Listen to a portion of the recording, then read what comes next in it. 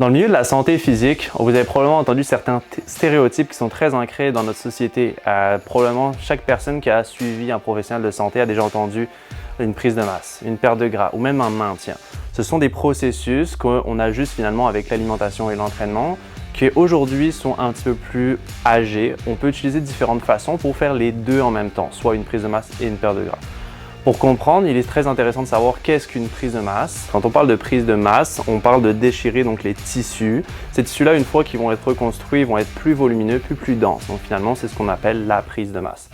Pour ce faire, celle-ci a besoin donc finalement d'une activité physique ou que ce soit dans un gym ou dans un sport. Et on a besoin de nutriments afin de reconstruire ces tissus.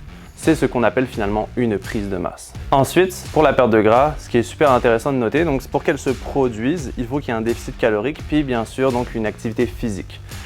Il est important de finalement déterminer votre métabolisme de base. Faire une petite parenthèse rapide, qu'est-ce qu'un métabolisme de base? Un métabolisme de base, c'est le fait d'être couché dans un lit en regardant le plafond à ne rien faire. C'est ce que vous allez dépenser en termes de calories dans une journée.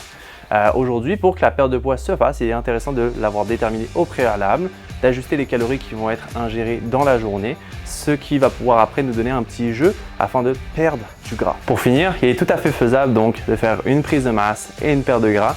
Cela va jouer donc sur des petits détails à long terme. Si jamais tu es connaissant de toutes les diètes qui peuvent exister sur le marché, aujourd'hui pour éviter toutes les petites erreurs que tu pourrais commettre dans ton parcours, je te suggère fortement d'aller voir un professionnel de la santé.